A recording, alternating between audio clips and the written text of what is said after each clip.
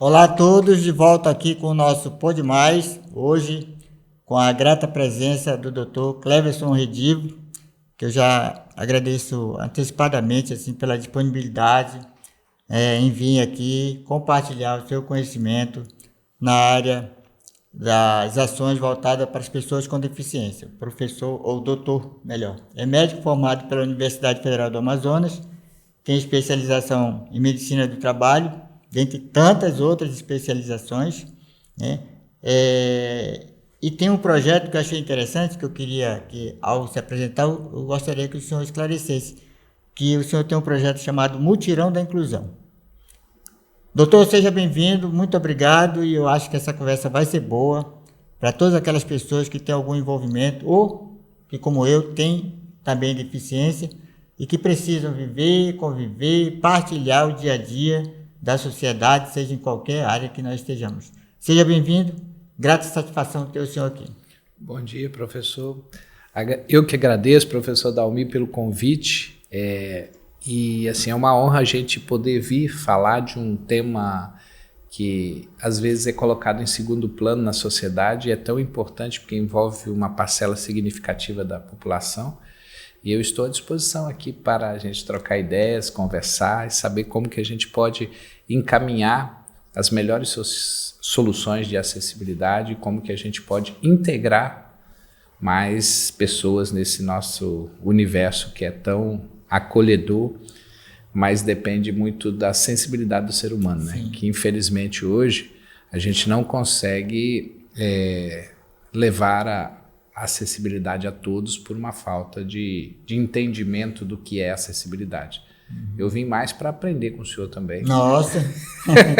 Então nós vamos aprender junto aqui. Me diz uma coisa, tem uma música da Rita Lee que tu conhece, quase contemporâneo meu, que ela disse que ela levava uma vida sossegada, vivia de sombra e água fresca.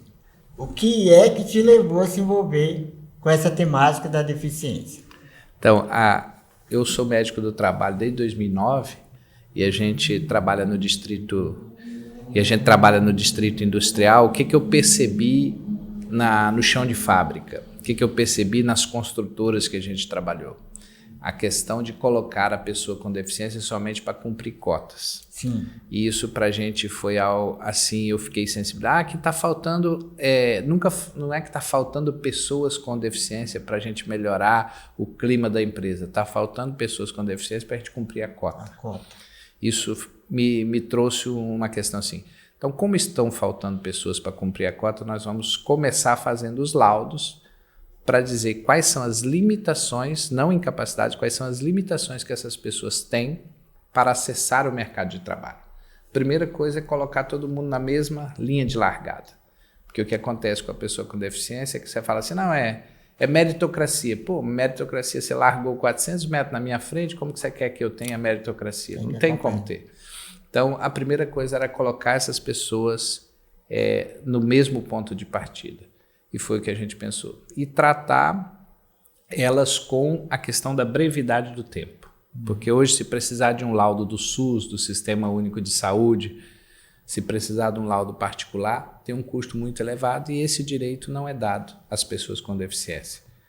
E raramente o médico que atende no Sistema Único de Saúde sabe caracterizar a limitação dessa pessoa para um determinado posto de trabalho. A pessoa perdeu o dedo, mas o que ela pode fazer? O que isso limita ela de fazer?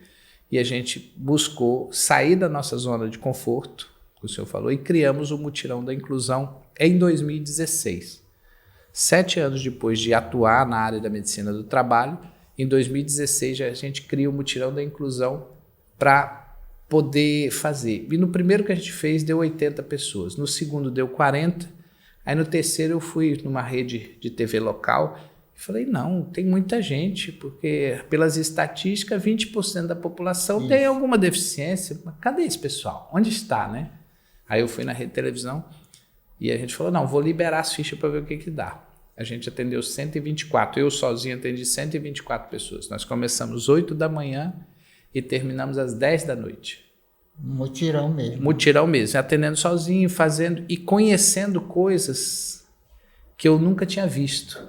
Além da medicina, eu fiz enfermagem, comecei lá atrás enfermagem, medicina e coisas que eu nunca tinha visto.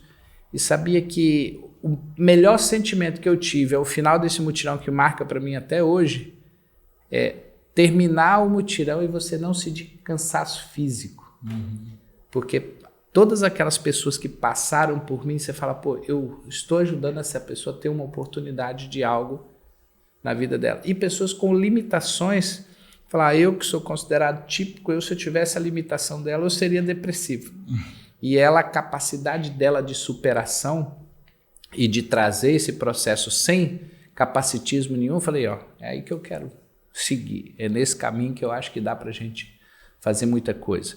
E não para usar a imagem deles de superação, porque muita gente faz isso. Também. Eu falei, não, ela tem que ser colocada na mesma linha de igualdade, mas para colocar na linha de igualdade eu tenho que dar as mesmas condições. Não precisa ser superação de nada, mas ela tem que sair do mesmo ponto. Então foi isso que me deu esse afã de falar, ó, acho que dá. É por aqui o negócio. É por aqui. E me diz uma coisa, nessa convivência que tu foi tendo, conhecendo todas as situações, as vivências, inclusive foi bom tu ter tocado na questão da cota, porque aqui a gente também preparou durante um bom tempo, com o projeto Curupira, formou várias pessoas em eletrônica básica, parte administrativa, nós tivemos até um curso de soldagem, nós tivemos vários cursos de curta duração, né? E depois esse povo todo foi se empregar, que para mim foi uma realização, né? Porque eu fui criado para isso.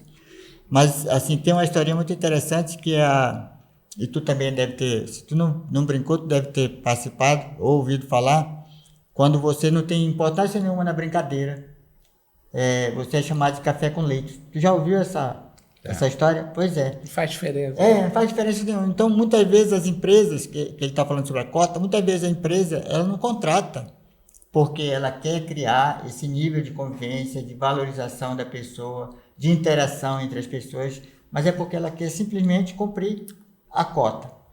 E muitas vezes eu fiquei sabendo que essas pessoas que iam para cumprir a cota, elas não tinham função nenhuma estabelecida, elas passavam o dia todo sentadas, né? Então, eu sei de uma história de uma moça que deram uma mesa para ela, um telefone e tudo, arrumaram todo o cenário e disse, olha, aqui é o seu local. E ela nunca fez nada. E aí um dia ela perguntou, eu não estou fazendo nada, o que eu vou fazer afinal de contas? Aí disseram para ela, mas não está bom para ti desse jeito? E aí foi quando ela disse que descobriu que ela era, na verdade, café com leite. Ela não tinha importância nenhuma na empresa, não desenvolvia nada. Tu deve ter também já conhecimento de vários casos parecidos com esse, semelhantes a esse, né? Vários. Essa estigmatização que colocam no mercado de trabalho, primeiro, assim, o que a gente tem que entender na sociedade, e quando a gente vai ficando um pouquinho mais velho, a gente vai entendendo, que 50% das pessoas que tiverem a graça divina de passar dos 60 anos vão ter alguma limitação. Então, se você passou de 60 anos de idade, ou você vai ter um problema visual, ou você vai ter um problema aditivo, de cada dois, um vai ter uma limitação. E as pessoas que trabalham, que são chefes, que são diretores no distrito, elas estão mais propensas a ser uma pessoa com deficiência do que quem não trabalha, quem não faz, porque pode ter um acidente e vir a ser uma pessoa com deficiência. Então, tratar com equidade não é tratar com igualdade. Colocar as pessoas no mesmo nível, no mesmo patamar, para consigam enxergar na mesma altura, é o diferencial que tem que ser buscado na questão da inclusão da pessoa com deficiência. Hoje em dia, eu acho assim, o PCD como um todo, ele não quer ser tratado com igualdade, ele quer ser tratado com equidade. Porque ele precisa colocar toda a capacidade intelectual dele para funcionar no mesmo patamar de igualdade com os outros. E isso, se não tiver equidade, não vai funcionar. O que eu percebo das histórias que tem, infelizmente, hoje tem gente com pós-graduação, com graduação, que ainda é contratado para ser chão de fábrica, para trabalhar nos piores empregos. Isso é verdade. Existe uma discriminação muito clara de colocar pessoas com deficiência em cargos de alto escalão. E as pessoas não podem ser medidas pela aparência, não podem ser medidas pela forma que elas atuam, mas sim pela capacidade de entrega. E conheço muitas pessoas que têm uma alta capacidade de entrega, mesmo tendo alguma incapacidade ou alguma limitação. Então, o que a gente percebe hoje muito grave no distrito e no mercado como um todo? Não tem uma política inclusiva. Tem a política de atender a cota. Sim. Infelizmente, isso traz transtornos muito graves e leva as pessoas que não têm a capacidade de lutar, de se impor como deficiente, a aceitarem um BPC, aceitarem um benefício e não lutarem por algo maior. Que daí ele vira o café com leite, que tanto faz como tanto fez. E infelizmente, algumas pessoas e a própria vida faz com que elas sigam justamente para esse lado, né? E vai compor esse cenário, né? Que muitas vezes, enquanto respeito e valorização do ser humano, que é uma coisa que eu sempre prego, né? Para a gente é uma tristeza, para quem está atuando, para quem quer caminhar um pouquinho mais, que é a tal da história do nada sobre nós ser nós, que eu sempre critico, quando eu participo de vários eventos, sempre critico. Me convidam para eventos relacionados, que faz referência à pessoa com deficiência. Eu olho quantas pessoas vão falar. Dessas pessoas que vão falar, quantas pessoas têm deficiência? E eu não sou daquele tipo de gente que censura quem não tem deficiência. Não estou falando nada disso, não. O que eu estou dizendo é que, na maioria das vezes, nós não temos um papel atuante. Protagonista, não protagonista, né? É sempre alguém que fala por nós. Né? Ou é o pai, é a família, antigamente era a igreja, sempre tem um tutor, né? Alguém que vai te representar. E me parece que essa mentalidade é levada também para esse ambiente de trabalho, que o cara vai fazer parte daquela empresa, mas não é parte da empresa. Ele está lá jogado e tanto faz como tanto fez, e poderia ser um agradecimento muito grande para a empresa poderia trabalhar esse aspecto mais emocional, o aspecto mais subjetivo, né, dessas relações. Minha gente, ninguém tem que ter medo de trabalhar, de conviver, de estudar com uma pessoa com deficiência. É uma característica. Ainda há pouco a gente estava conversando sobre isso. É uma característica. E o resto é de relacionamento humano. Eu acho que é por aí que a coisa, né, tem que evoluir. Olha, a gente vai dar uma paradinha agora, né, no primeiro bloco, mas eu quero alertar vocês e convidar, inclusive o doutor que está presente aqui, para compartilhar nossas redes sociais, pedir para que as pessoas possam se inscrever no nosso canal no YouTube, onde a gente tem postado vários materiais com acessibilidade e a gente convida todos vocês para participar. Então, doutor Cleverson, não esqueça, no YouTube o Espaço Curupira, pedir para que as pessoas se inscrevam e lá no Instagram a gente tem o @espaço.curupira. A gente volta já já. Muito bem, de volta aqui com o nosso segundo bloco, nosso Pode Mais, hoje com a grata presença do Dr. Cleverson Redivo. Doutor, eu queria puxar um assunto aqui que é pertinente ao nosso dia a dia e tem diferentes dimensões, que é a questão da acessibilidade. Mas eu queria alguma coisa assim prática do dia a dia, porque a gente já sabe mais ou menos algumas informações, conceito de acessibilidade, a gente já ouviu falar, mas eu queria que você pudesse compartilhar conosco nessa tua vivência do dia a dia. E eu fiquei sabendo de uma coisinha que eu queria que tu me esclarecesse também. Tu tá preparando uma tal de blitz da inclusão, é isso mesmo? Mas você vai explicar depois. Eu quero que tu fale sobre acessibilidade. Que casos, que situações que tu vivenciou e que tu acha interessante compartilhar com todos que estão nos ouvindo. Então, professor, bom que o senhor me deu essa oportunidade, professor Dalmi, porque a gente pode falar de acessibilidade, mas também a gente pode ter ações práticas para cobrar acessibilidade. Isso. E uma das coisas, a gente fez uma parceria com o deputado federal e solicitamos deles que interpelasse a Caixa Econômica Federal, porque a Caixa Econômica Federal é um banco estatal que paga a maioria dos benefícios de BPC, de aposentadoria para as pessoas com deficiência, Bolsa Família, vários benefícios são pagos pela Caixa Econômica Federal. E o que nós percebemos na Caixa Econômica Federal, que fica a menos de 100 metros da clínica onde eu trabalho, onde tem uma pessoa usuária em cadeira de roda, onde tem uma pessoa com surdez, onde tem uma pessoa deficiente visual, não tem acessibilidade. A parada de ônibus fica a 5 metros da calçada da Caixa Econômica Federal. Fizemos o ofício, a Caixa Econômica respondeu dizendo que não é obrigação dela garantir que uma pessoa que seja usuária de cadeira de roda desça na parada e acesse o seu estabelecimento bancário para receber um benefício que é direito dessa pessoa.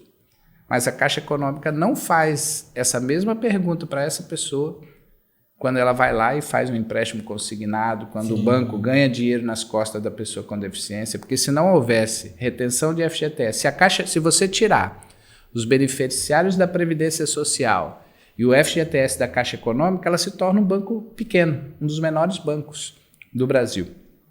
E nós percebemos que não existe no sistema bancário uma preocupação das pessoas acessarem, principalmente na Caixa Econômica Federal.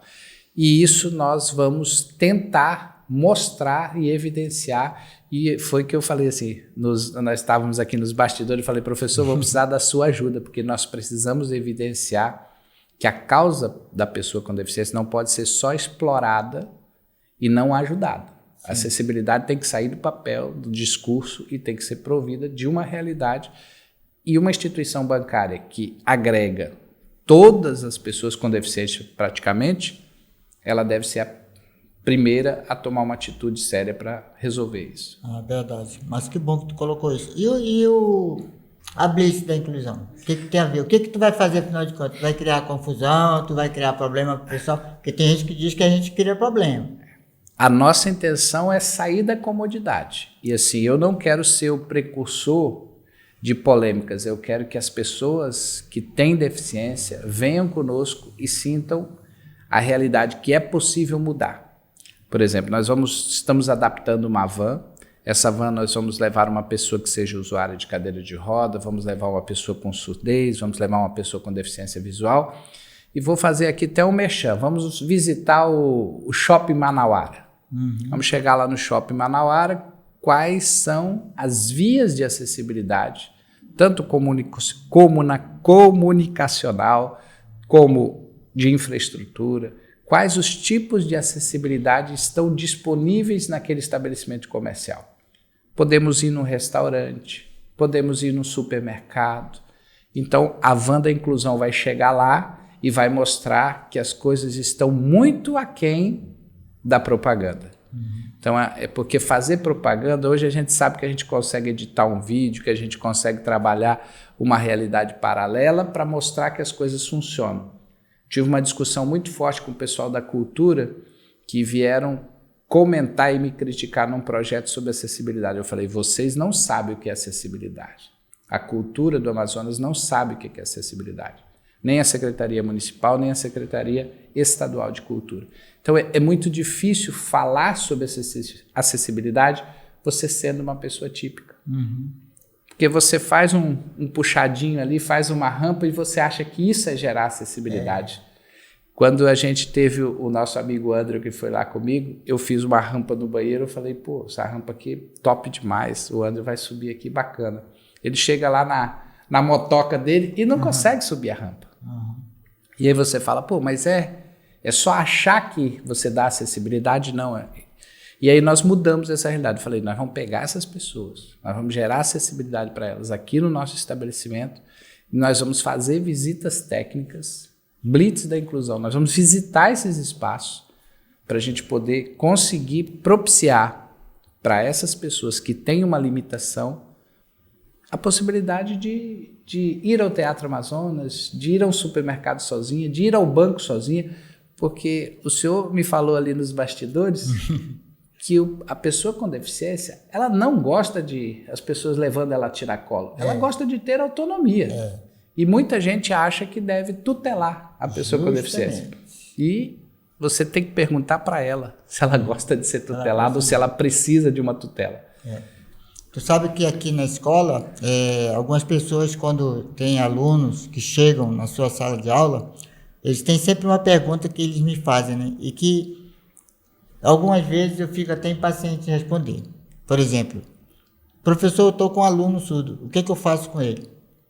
Olha, depende da criatividade, eu respondo. Tu pode fazer inúmeras coisas. No nosso caso, que estamos no espaço de aprendizagem, na escola, tu tem que procurar os recursos, os processos, os procedimentos para oportunizar essa pessoa a aprender. É só isso. É porque as pessoas se assustam, e aí é quando surge essa ideia, né? De eu sempre dizer assim, cara, se tu tem alguma dúvida, pergunte à pessoa com deficiência. Pergunte, né? Ela pode te responder, né? Ela pode muito bem te assessorar, ela pode te ajudar. Sabe que eu vou contar um caso aqui que eu ainda não contei até hoje. Eu fui convidado para participar uma vez de um evento de um político em Manaus. E o meu filho mais velho anda comigo, né? Meu filho do meio, na verdade, anda comigo, porque ele sempre me ajuda, eu tenho muita confiança nele. Olha, toda pessoa com deficiência, por mais que ela pregue independência e tudo, mas tem uma pessoa que ela sempre confia mais. Sim. Ela fica segura ali do lado. E eu cheguei nesse evento, estava cheio de pessoas praticantes de alguma religião, que eu não vou dizer qual é. Uhum. Tinha pelo menos umas 30 pessoas. Só que quando eu olhei, eu vi que tinham 2 degraus. Eu falei, meu Deus, falei, Lucas, como é que a gente vai subir? Aí ele, papai, vou dar um jeito. Pois ele fez o maior esforço para eu subir. Eu quase caio. Nenhuma daquelas pessoas que estavam lá, todas religiosas, nenhuma olhou pelo menos para dizer assim, caiu, não caiu? Nenhuma. Quando chegou o candidato, todo mundo falou do candidato, falou bem do candidato, elogiou o candidato, aquilo que tu já imagina que é feito. E aí o candidato perguntou se alguém queria falar. Eu falei, eu quero falar. Eu digo, é porque eu li no seu programa de governo sobre a questão da inclusão de pessoas com deficiência, acessibilidade, valorização da pessoa, respeito. Aí eu queria lhe perguntar o seguinte, como é que alguém numa cadeira de roda pode chegar até esse ambiente aqui? Como é que alguém como eu, que tem dificuldade, não recebeu nenhuma ajuda para chegar até aqui? Então, quando a gente prega, a gente tem que praticar. Por isso que eu achei interessante, te perguntei sobre o mutirão. Né? Porque aí vem uma das acessibilidades, que eu acho que tu pode comentar aqui, compartilhar com a gente, que é essa que eu sempre prego, que é a maior e é a mais difícil de todas, que é a acessibilidade atitudinal, que tem a ver com respeito em relação ao outro. E independe do que o outro é. É isso que eu queria que tu comentasse, sobre essa acessibilidade atitudinal, comportamental em relação à pessoa com deficiência. Eu tenho uma experiência dentro da minha clínica. Você vê, na clínica eu tenho 12 pessoas. E nós trouxemos para o nosso time, nós trouxemos o Andrew, que é usuário de cadeira de roda, certo. Trouxemos a Cliciane, que tem surdez, e trouxemos o Vanderlei, que tem deficiência visual. Eu tenho 12 pessoas. Eu tenho que conversar sistematicamente com eles na questão atitudinal. Não precisa falar com alguém que está do lado do Andrew para ver o que ele precisa. Você tem que falar com o Andrew. É isso aí. Isso deixa, eu falo para eles assim, isso deixa o Andrew irritado, puto. Porque assim, ó, como é que chega lá? Olha, pergunta aí pro Andrew como é que ele faz para ir tal lugar. Não, pergunta para ele, pô. Como é que ele quer chegar lá? Então, essa relação de tratar a pessoa com deficiência de igual para igual, eu acho que é a primeira barreira que tem que ser rompida no atitudinal. É você conversar, não consegue, igual a Cliciane, você não consegue conversar com ela, escreva, busque um mecanismo que ela possa lhe entender. Justamente. Se você for lá para os Estados Unidos, se você for para a Europa, você não vai falar inglês ou francês, mas você vai querer se comunicar para pedir uma comida, para conseguir fazer alguma coisa. Então procure nessa atitude se aproximar do outro para gerar uma empatia e na linguagem dele você conseguir se comunicar. Porque essa comunicação, o diálogo, ela depende de 2 pessoas. Sim. Não dá para fazer, senão é um monólogo. Né? Então precisa que essa pessoa que você quer interagir, você abrir espaço para comunicação. E eu acredito que a pessoa com deficiência, a maioria das vezes, ela está numa situação apta ao acolhimento. Mas ela se fecha muito rápido quando ela não recebe esse acolhimento de uma forma tranquila. Porque ela já tem a questão da dificuldade, do estigma que é gerado pela própria sociedade, que é uma sociedade de apartheid, infelizmente é. E a pessoa com deficiência, ela sente muita dificuldade se ela não tiver uma recepção calorosa do início. Se ela tem aquela empatia no acolhimento, aí o negócio é tranquilo. E eu falo para eles, a primeira impressão é que fica. Sim. Então, no acolhimento, não precisa ser deficiente, né? Não precisa ser deficiente. A pessoa, no primeiro contato, se gerou um link químico ali para gerar o diálogo, eu acho que esse é o principal. Maravilha. A gente vai encerrar aqui e dar um tempinho, né, para tomar uma água, um cafezinho. A gente já volta no terceiro e último bloco. Maravilha, estamos de volta. Foi esse bate-papo interessante. Hoje a conversa tá boa aqui com o Dr. Cleverson. E que bom que seja assim, que bom que a gente trate da questão da pessoa com deficiência nesse clima assim mais descontraído, né, Cleverson? Afinal de contas, tá todo mundo vivo, né? Não há necessidade nenhuma de lamentar a vida, né? Eu acho muito pelo contrário, a gente tem que valorizar cada vez mais. Tu terminou falando no último bloco essa questão da valorização da pessoa com deficiência, do empoderamento e também de muitas delas que recebem uma tutoria, ou é da família, ou de alguma instituição, sempre alguém fala o nome delas, sempre, né?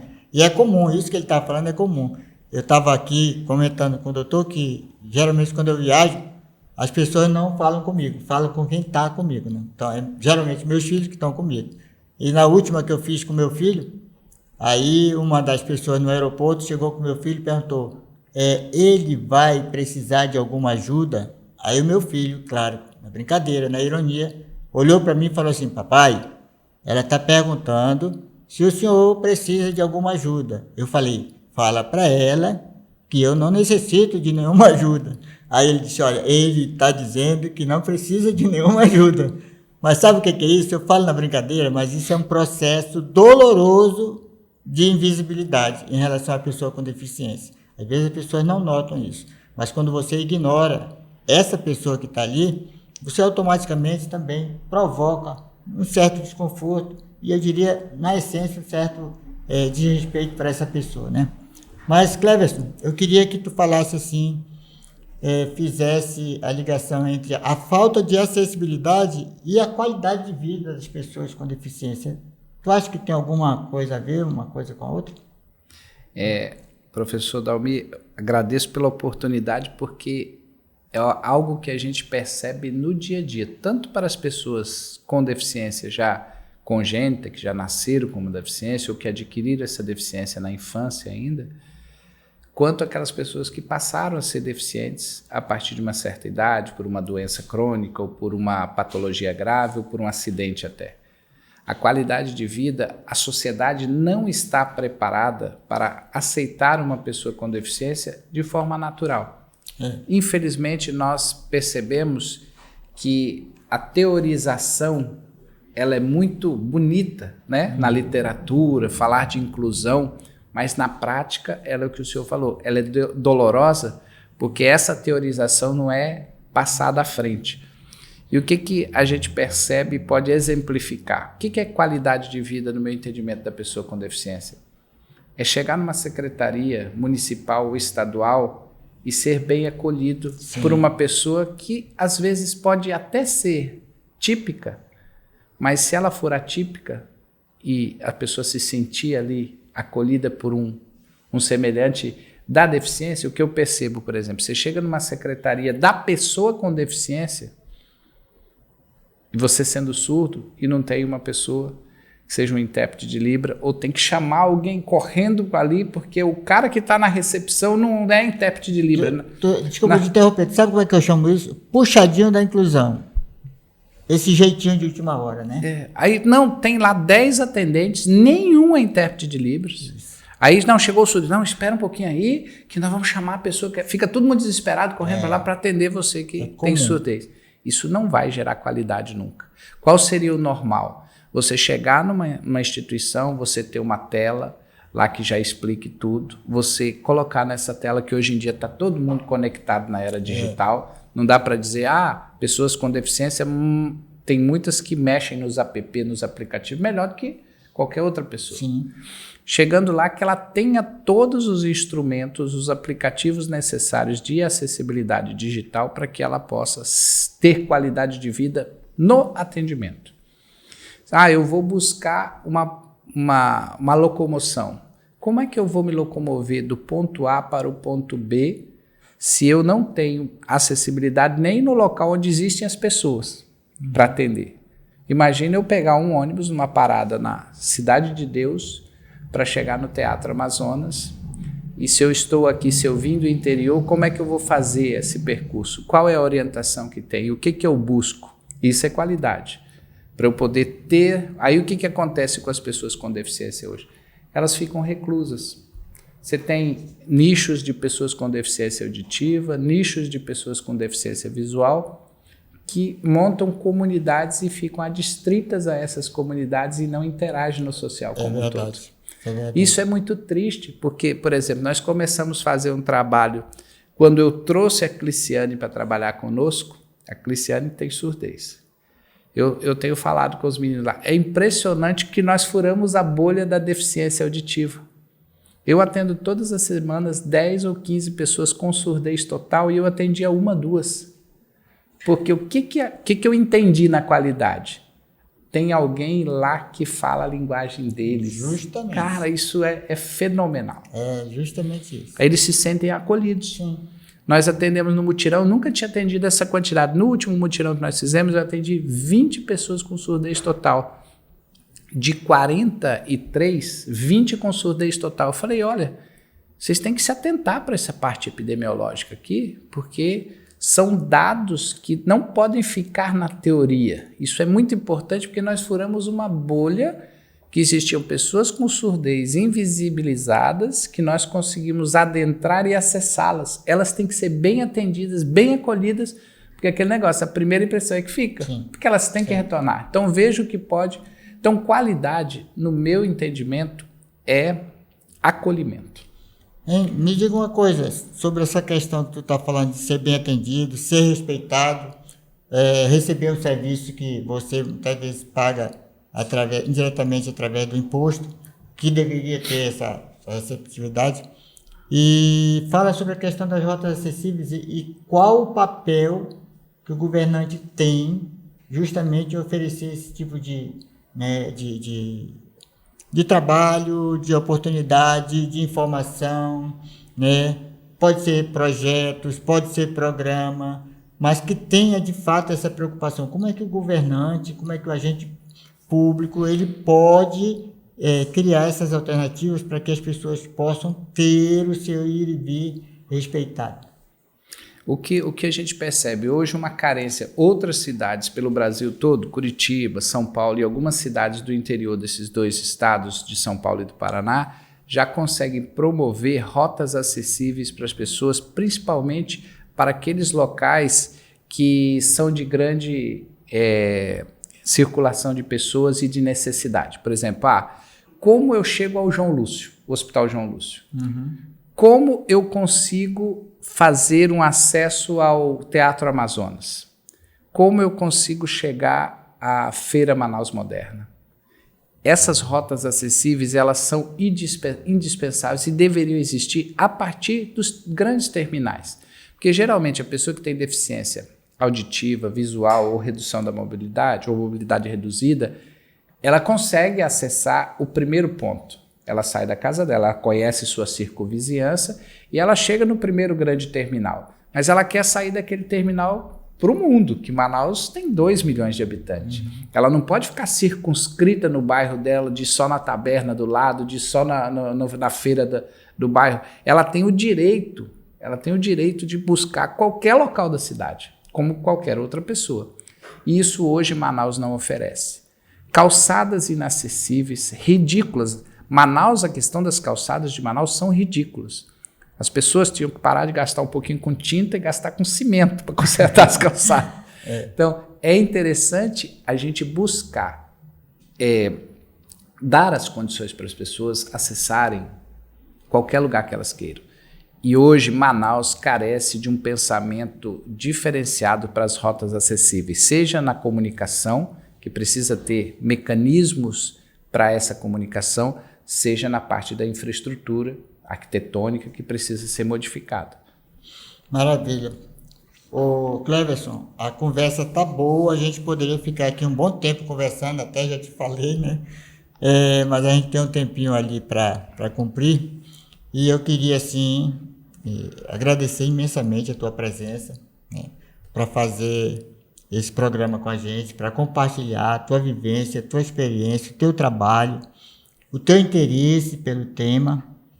E eu queria abrir esse último momento para que você pudesse falar o que você quiser informar, o que você quiser compartilhar com as pessoas, pode ser suas redes sociais, pode ser um pouquinho uma mensagem que tu queira deixar para esse final do nosso bate-papo aqui no Pode Mais.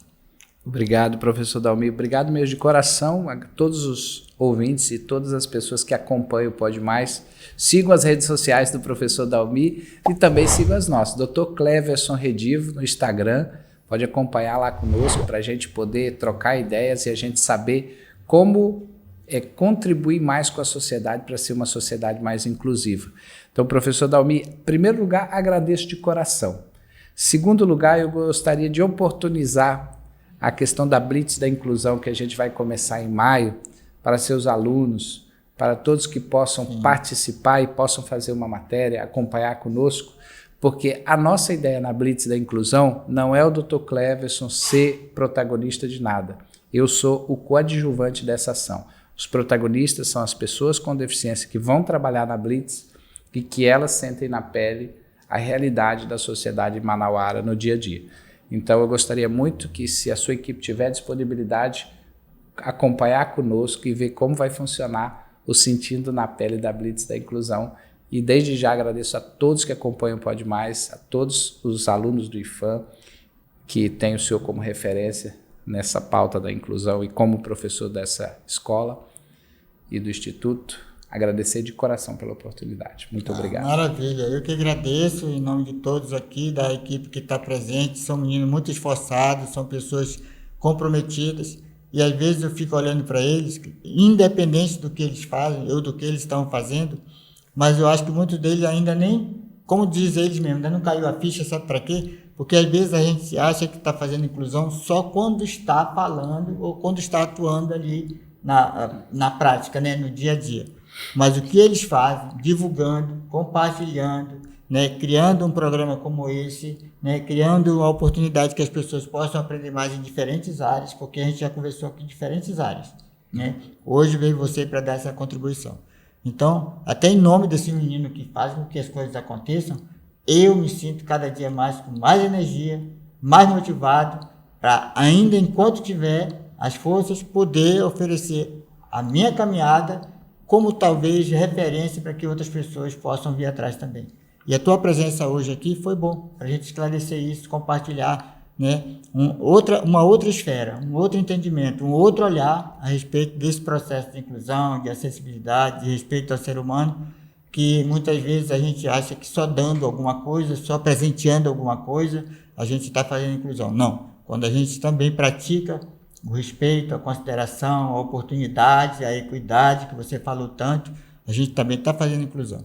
Muito obrigado, a gente retorna num outro momento com o nosso Pode Mais. Antes, porém, não esqueça, nos siga no Instagram, @espaço.curupira, e o nosso Pode Mais está também no nosso canal no YouTube, tá? No Espaço Curupira, onde você vai encontrar, atenção professores, vocês profissionais da área de inclusão, nós temos vários materiais adaptados lá, né? Temos várias temáticas que a gente vai estar postando lá. Então, nos sigam também e se inscrevam no canal do YouTube. Muito obrigado. Até a próxima Pode Mais.